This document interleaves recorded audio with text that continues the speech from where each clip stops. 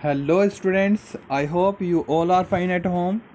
Student, as you know, we are working from home, so we are providing you online classes on behalf of St. Angel's Public School, Bagpat.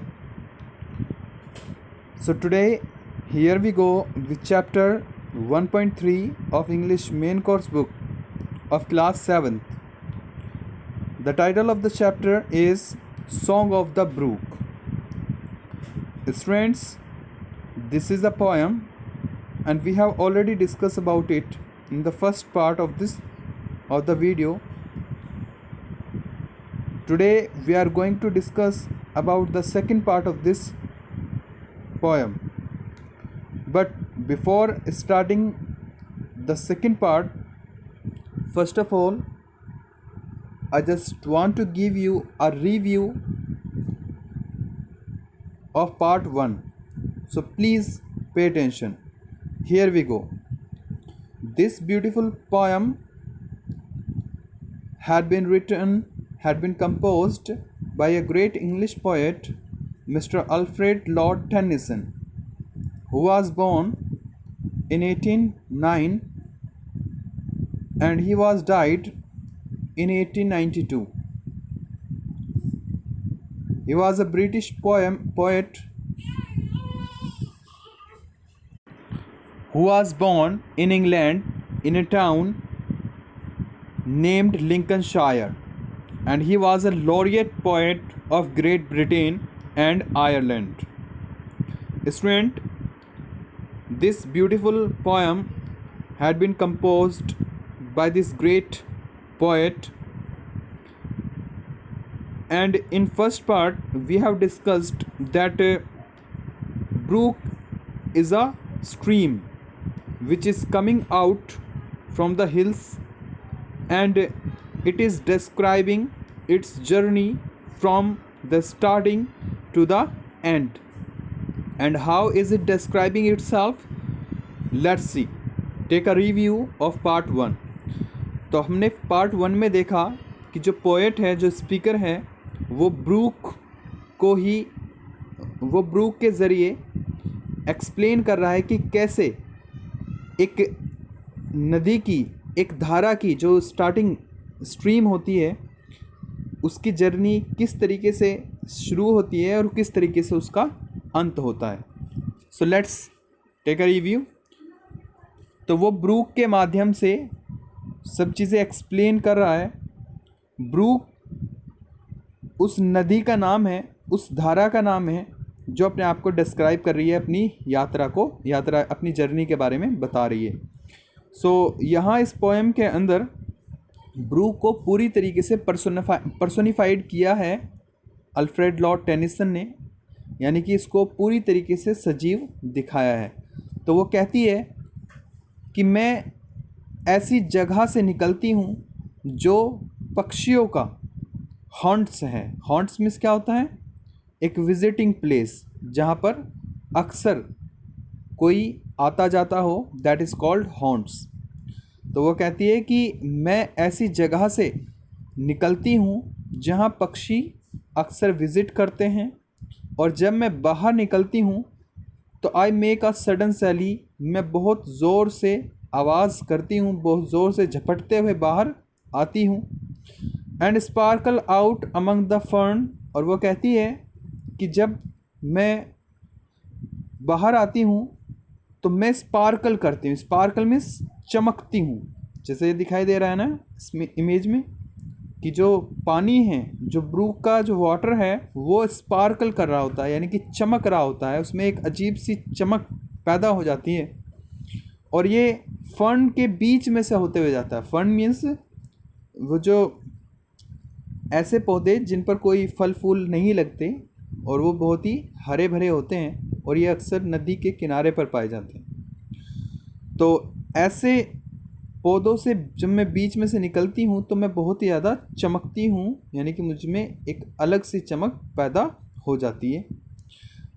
और वो आगे कहती है कि जब मैं किसी वैली से, यानी कि किसी वैली में उतरती हूँ तो मैं बहुत ज़्यादा बिकर मीन्स होता है शाउट, बहुत ज़्यादा शोर मचाती हूँ.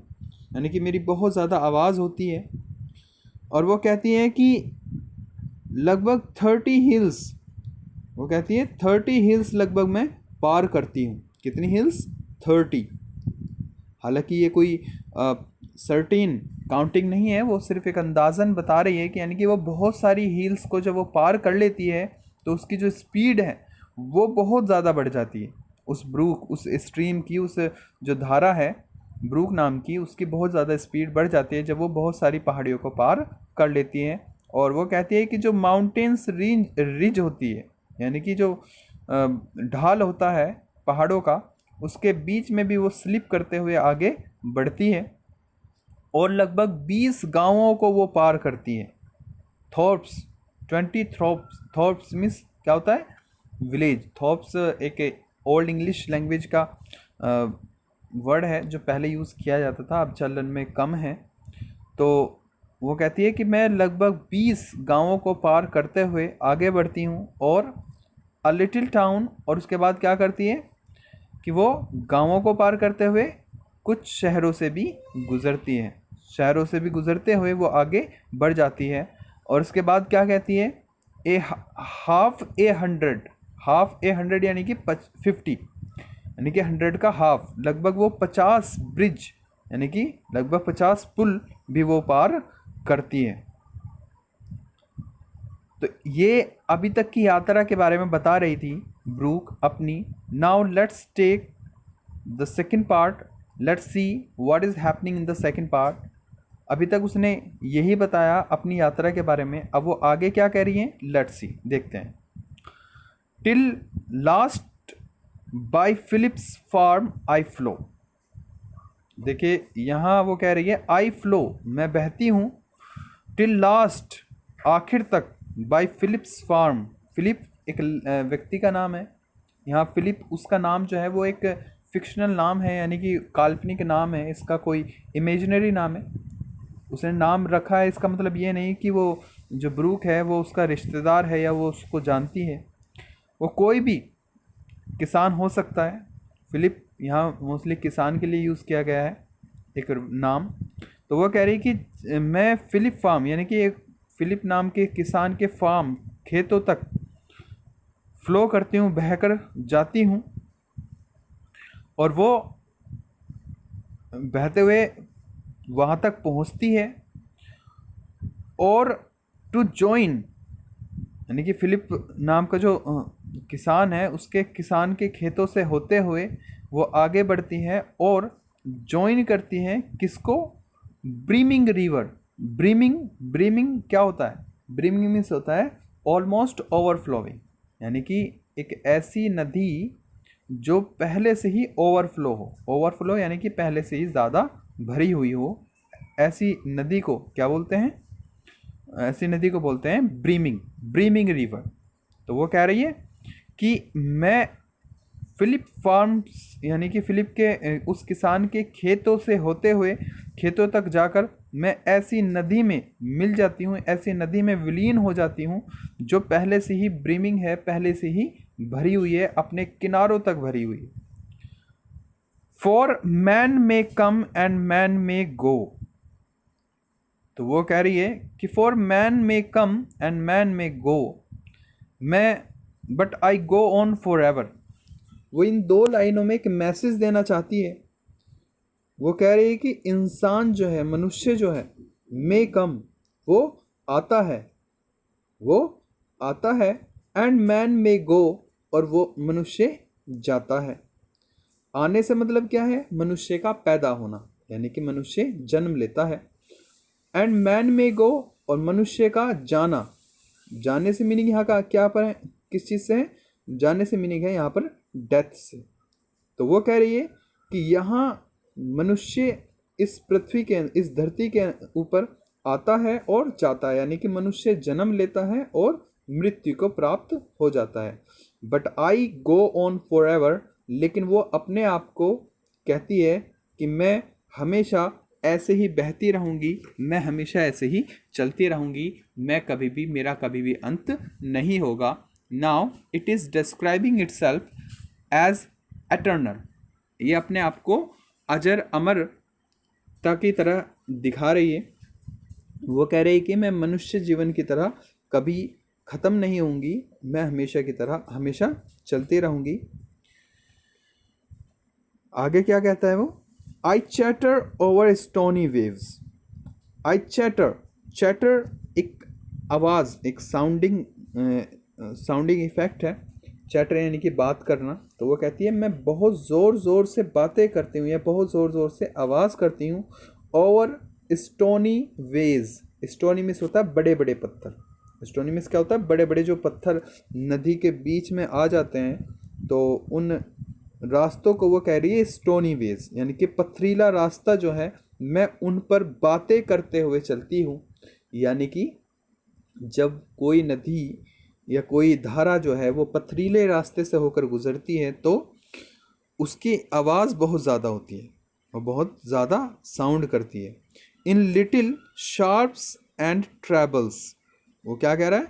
इन लिटिल शार्प्स एंड ट्रैबल्स, वो जब इन रास्तों से गुजरती है तो बहुत ही ज़्यादा शार्प, शार्प मीन्स होता है तेज़, तीखे, एंड ट्रैबल्स मीन्स होता है मोड़, यानी कि वो बहुत ही ज़्यादा तीखे यानी कि बहुत ही ज़्यादा शार्प मोड़ उसे लेने पड़ते हैं जब कोई वो स्टोनी रास्ते से गुजरती है। आपने देखा होगा जब किसी रास्ते में पत्थर आ जाता है किसी नदी के रास्ते में, तो वो नदी जो है उसके आजू बाजू से निकलना शुरू कर देती है, यानी कि वो कई मोड़ ले लेती है, कई शार्प कट ले लेती है, जिसकी वजह से उसका जो रास्ता है वो घुमावदार हो जाता है। आई बबल, बबल भी एक साउंडिंग है जो इसका मीन क्या है? बबल उठाना, यानी कि मैं बबल, मेरे पानी में उबलना शुरू हो जाते हैं, यानी कि मेरे पानी में क्या होता है? मैं बबल पैदा करती हूँ यानी कि बुलबुले बनाती हूँ। Into eddying bays, eddying bays और एडिंग बेज भी बनते हैं। उन एडिंग बेज के अंदर ही बुलबुले पैदा होते हैं। एडिंग बेज क्या होते हैं? एडिंग बेज होते हैं, आपने देखा होगा कभी कभी पानी, नदी का जो पानी होता है वो एक ही जगह सर्किल करने लगता है। जब नदी का पानी ज़ोर से दूसरे पानी के अंदर गिरता है, जब किसी धारा का पानी किसी नदी के पानी में ज़ोर से एकदम से गिरता है तो वो क्या करता है? वहाँ पर राउंड राउंड गोल गोल गोल घूमने लगता है और एक चक्र बन जाता है पानी के अंदर ही। इसको बोलते हैं एडेइंग। क्या बोलते हैं इसको? पानी का घूमना, एडेइंग बोलते हैं, या घूमर भी बोलते हैं इसको। तो पानी का घुमाव वहाँ पर बन जाता है। एंड बेज, बेज मीन्स होता है खुली जगह, यानी कि जब मैं खुली जगह में एंटर करती हूँ, यानी कि उस बड़ी नदी में एंटर करती हूँ, तो क्या होता है? वहाँ पर एक गोल मेरा पानी का घुमाव बन जाता है और उस पानी के घुमाव में बहुत सारे बबल्स मैं पैदा करती हूँ, यानी कि मैं बहुत सारे बुलबुले पैदा करती हूँ। एंड आई बैबल, बैबल और बबल दोनों एक अलग अलग चीज़ें हैं। बबल का मीन्स क्या होता है? बुलबुले बनाना, और बैबल का मतलब क्या होता है? धीमी आवाज़ करना। तो फिर वो कहती है कि जब मैं लैंड हो जाती हूँ, जब मैं उतर जाती हूँ बड़ी नदी के अंदर, तो फिर क्या होता है? आई बैबल, मैं धीरे से साउंड करती हूँ, यानी कि धीरे धीरे आवाज़ करती हूँ on the pebbles. Pebbles means होता है छोटे छोटे जो कंकड़ पत्थर होते हैं जो नदी के किनारे पाए जाते हैं अक्सर, जो छोटे छोटे गोल पत्थर होते हैं या कंकड़ पत्थर जो छोटे आकार के होते हैं उनको बोलते हैं पेबल्स। तो वो कह रही है कि मैं उन पेबल्स पर धीमे धीमे बातें करते हुए आगे बह जाती हूँ, यानी कि जब बड़े पत्थरों से तेज़ रफ्तार के साथ पानी टकराता है तो आवाज़ बहुत ज़्यादा होती है, लेकिन जब वही छोटे पत्थरों से टकराता है तो वो आवाज़ धीमी पड़ जाती है, तो वो आगे ऐसे ही धीमी आवाज़ के साथ बढ़ जाती है। Now let's see what is happening in the next stanza, stanza number 5 and 6। तो इस तरीके से वो अपनी यात्रा को करते हुए आगे बढ़ती है।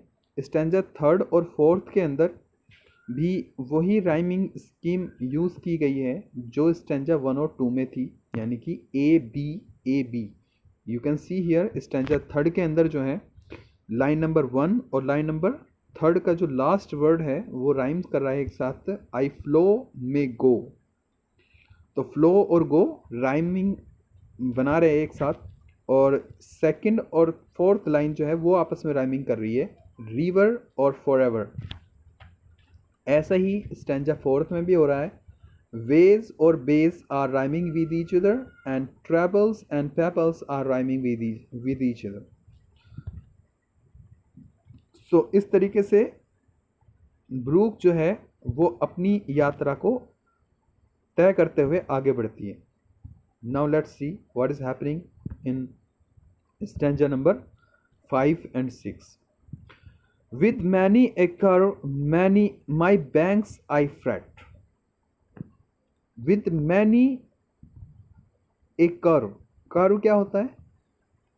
If we are talking about straight line, तो हम क्या कहते हैं? सीधी line. If we are talking about curve, curve means होता है ऐसी लाइन जिसमें कई घुमाव आ रहे हों, यानी कि कई जगह मोड़ दिए गए हों। Such type of line are called curve. तो वो कह रहा है कि वो कह रही है कि with many a curve my banks, कि मेरे किनारों पर बहुत सारे कर्व जो है, बहुत सारी जो लाइनें हैं, यानी कि जो लाइन है मेरे किनारे की वो कर्विंग है, यानी कि वो सीधी नहीं है। आपने देखा होगा जो नदियाँ होती है या कोई भी धारा होती है वो कभी भी बिल्कुल सीधी नहीं होती, उसमें कहीं ना कहीं कुछ ना कुछ जो है मोड़ आए होते हैं, कुछ ना कुछ टर्निंग पॉइंट्स होते हैं। तो वो कह रही है इन टर्निंग पॉइंट्स के साथ आई फ्रेट, मैं बहुत ज़्यादा बेचैन होती हूँ या बहुत ज़्यादा परेशान होती हूँ या आगे बहुत मतलब बेचैनी के साथ आगे बढ़ती हूँ। फ्रेट का असली मीनिंग क्या होता है? वरी मीन्स चिंतित होना।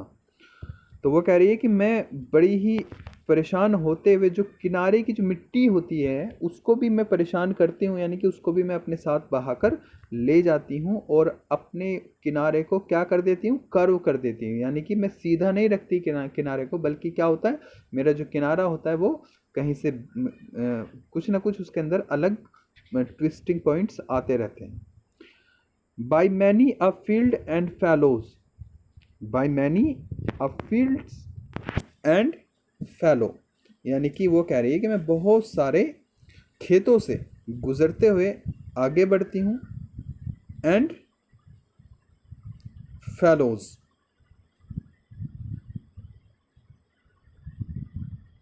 फैलोज मीन्स होता है ऐसी जगह which is not being used for cultivation, ऐसी जगह जो कल्टीवेशन के लिए इस्तेमाल नहीं होती। कल्टीवेशन यानी कि कृषि के लिए इस्तेमाल नहीं होती, खेती के लिए इस्तेमाल नहीं होती। तो वो कह रही है कि मैं ऐसी जगह जो होती है, मैं ऐसे बहुत सारे खेतों से गुज़रती हूँ और ऐसी बहुत सारी जगहों से गुज़रती हूँ जो खेती के लिए इस्तेमाल नहीं होती, यानी कि मैं खेतों से भी गुज़रती हूँ और बंजर जगहों से भी गुज़रते हुए आगे बढ़ती हूँ। And many a fairy foreland set, और मैं बहुत से ऐसी जगह से भी गुज़रती हूँ जो इतनी सुंदर है, इतनी सुंदर है, जैसे कि फेरी फॉर लैंड, जैसे कि एक द्वीप हो, जैसे कि एक लैंड हो, फेरी यानी कि परियों का, जैसे परियों का एक देश होता है, इतने सुंदर जगहों से भी मैं गुज़रती हूँ। वो कह रही है कि मैं ऐसी ऐसी सुंदर सुंदर जगहों से भी गुज़रती हूँ और जहाँ शायद परियां वास करती हैं। With willow weed and mallow, willow weed एक प्रकार का जंगली पौधा होता है जिस पर जो है बैंगनी कलर के, पर्पल कलर के फूल खिलते हैं, वो अक्सर नदियों के आसपास ही पाए जाते हैं। एंड मैलो, और ये भी एक प्रकार का जंगली पौधा होता है जिस पर पिंक कलर के या वाइट कलर के फूल पाए जाते हैं। तो वो कह रहा है, वो कह रही है कि मैं ऐसी खूबसूरत परियों वाली जगहों से भी गुजरती हूँ जहाँ शायद परियों का वास हो, या ऐसी खूबसूरत जगह जो सिर्फ परियों के देश में ही मिल सकती है। ऐसी जगह से मैं गुजरती हूँ इनके साथ, किनके साथ? विलो वीड और मैलो नाम के पौधों के बीच से, इनसे होते हुए गुजरती हूँ। आगे कहती है वो, आई चैटर चैटर, चैटर चैटर एक साउंडिंग इफेक्ट है, साउंडिंग वर्ड है। तो वो कहती है मैं बातें करती हूँ, मैं बहुत ज़्यादा आवाज़ करती हूँ, एज आई फ्लो, जब मैं बहती हूँ, जब मैं आगे बढ़ती हूँ। टू जॉइन द ब्रीमिंग रिवर, उस भरी हुई नदी को ज्वाइन करने के लिए जब मैं बढ़ती हूँ आगे, तो क्या करती हैं? मैं बहुत ज़ोर ज़ोर से आवाज़ करती हूँ, यानी कि जब कोई झरना, कोई धारा मेन नदी के अंदर गिरती है तो वो बहुत ही ज़्यादा साउंड करती है, और वो साउंड करती है और उसकी यहाँ यात्रा जो है उस ब्रूक की पूरी हो जाती है, उस झरने की यात्रा जो है वो पूरी हो जाती है। फॉर मैन में कम एंड मैन में गो, इंसान जो है वो आते हैं एंड और वो चले जाते हैं, यानी कि वो यहाँ फिर से वही बात कह रही है कि मनुष्य जो है वो नश्वर है। Man is immortal, man is मॉर्टल, यानी कि वो अजर अमर नहीं है मेरी तरह, वो आते हैं और चले जाते हैं। मनुष्य जन्म लेता है और मनुष्य मृत्यु के बाद चला जाता है, यानी कि वो स्थायी नहीं है, is not constant, but I am eternal, मैं अजर हूँ, अमर हूँ, मैं हमेशा ऐसे ही बहते रहती हूँ, but I go on for ever. So इस तरीके से जो ब्रूक है वो अपनी जर्नी को डिस्क्राइब कर रही है। So student, this was the end of second part. Student, we will meet you again with a new video with third and last part of this poem. Till then, I would pray you would be fine. So I just want to advise, stay at home, be safe. Thank you, have a nice day.